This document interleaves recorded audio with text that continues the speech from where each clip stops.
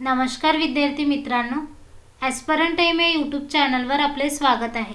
बघा विद्यार्थी मित्रांनो, बरेच विद्यार्थी एकापेक्षा जास्त पोस्टसाठी सिलेक्ट झालेले आहेत।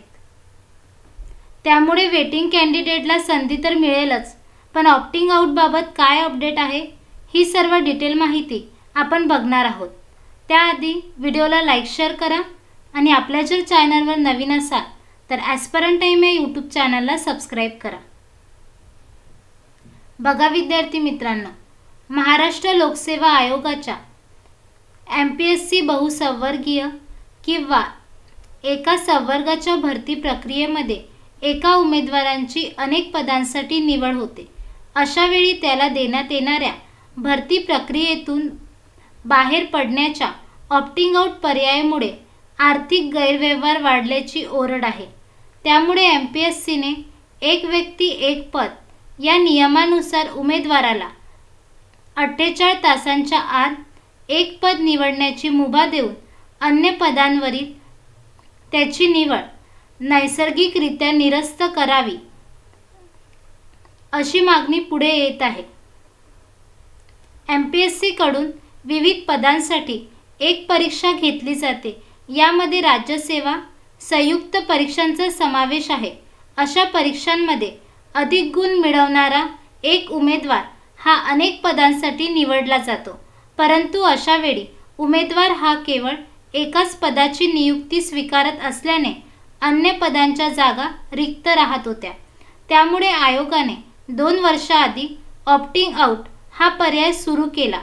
त्यामुळे ज्या उमेदवारांची निवड एकापेक्षा अधिक पदांसाठी झाल्यास त्याला ऑप्टिंग आउटसाठी 7 दिवसांचा अवधी दिला जातो।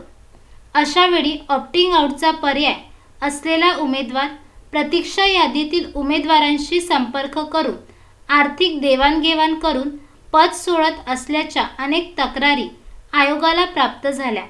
यासाठी आयोगाने काही नियमावलीही घालून दिली, मात्र त्यानंतरही ऑप्टिंग आउटमुळे आर्थिक गैरव्यवहाराचे प्रकार सुरूच असल्याने या पद्धतीचा नियमावलीत बदलाची मागणी होत आहे।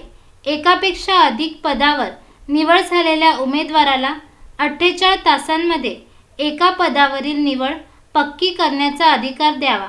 त्यानंतर अन्य पदांवरील त्याची निवड ही नैसर्गिकरित्या निरस्त करावी अशी मागणी केली जात आहे। बघा विद्यार्थी मित्रांनो, ऑप्टिंग आउटवरून MPSCत पुन्हा वाद सुरू आहे। आर्थिक गैरव्यवहार वाढल्याची ओरड आहे।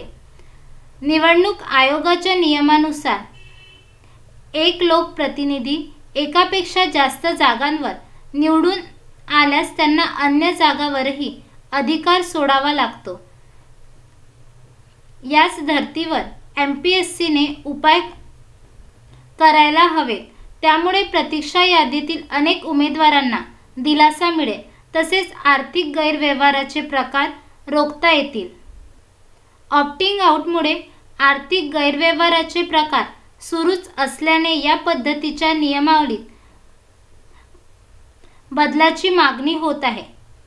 ऑप्टिंग आउट बाबत हे त्यांनी अपडेट दिलेला आहे।